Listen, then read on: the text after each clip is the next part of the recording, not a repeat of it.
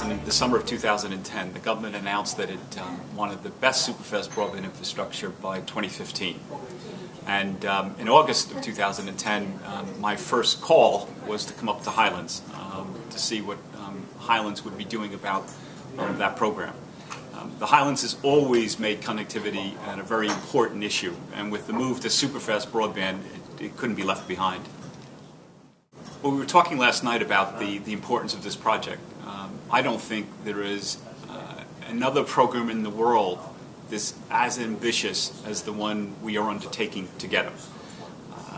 We're going to be delivering, to start with, superfast broadband to about 84% of the premises right across the Highlands and Islands. Again, one of the most ambitious rural deployments of superfast broadband in the world, and one of the most challenging. I don't think there is one anywhere else in the world which is as challenging.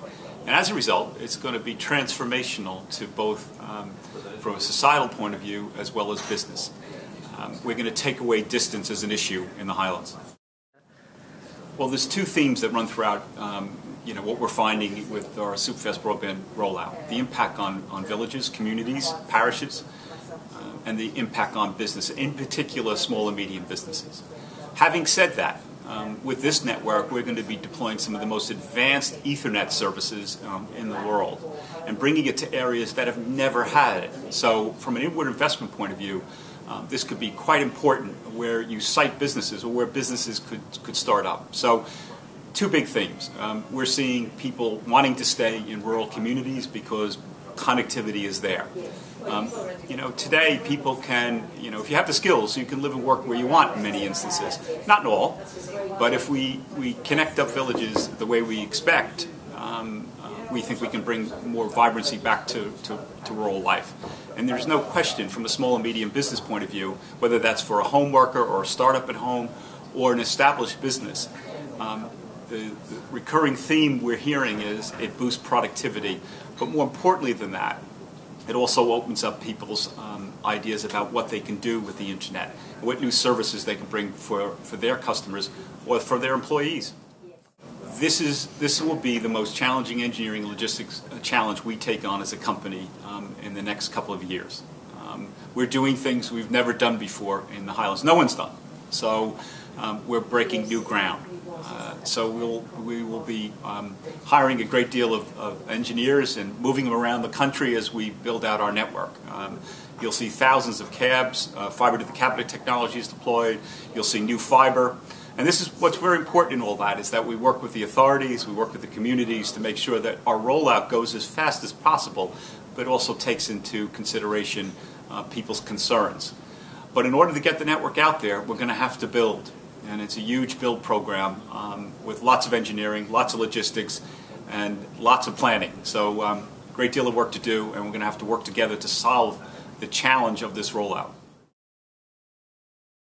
Well, I'm very pleased that we've got to this point. In some ways it's just the beginning, but a lot of effort has gone in over the last 18 months and even longer, and so it's great that we've actually got to signature, and now we can get on with actually getting the stuff built and getting people's broadband connections up and running. The bit that most people concentrate on is about homes and small businesses getting better broadband, but this project goes much further. It is a major upgrade to the basic infrastructure that underplays all the telecom services, and that will help all businesses and potential inward investors, and will allow us to build on that to get everybody next-gen broadband as quickly as possible. Well, the history goes right back to the late 80s, when we were actually the first development agency to put money into telecommunications. And at that time it was so big an issue that it had to go to the Prime Minister for sign-off. Since then we've had a number of projects, and this must be about probably our sixth project. But this project actually is going to spend more public money than all the other projects put together, and then some. I think we've got to get across the message that by doing this we're actually laying the foundation to get superfast broadband out to everyone. Unfortunately, everyone can't get it from day one, And this is a long project, it's a complex project, it will take a number of years, and indeed we actually need breakthroughs in technology to get services out, because what we're looking at for most people is mass market broadband at a price that people can afford. Yes, if you had unlimited funds you could get broadband to everybody today, but what we need is mass market broadband, and that needs to develop new technologies. So we'll give as much information as we can out to people who are interested in getting new broadband. However, we don't want to give people false hope. We want to be able to give accurate information, and if we say a date for delivery, we want that to be achieved. We don't want people disappointed. So in a way, we may say give it less information than people would like, but in the longer term I think it's best that we give accurate information, so that once we know with certainty that people will get a service on a certain date, then we'll be happy to share that information. As I said earlier, in some ways this is a start rather than an end point, and what we need to do from now on is to work very closely with the BT team to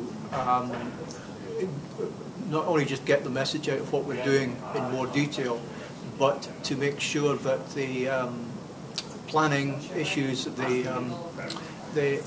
working with local authorities, working with local businesses, that we get the message out and we give people as much information as possible, and that will help them plan, but it will also help us get the broadband on the ground as quickly as possible.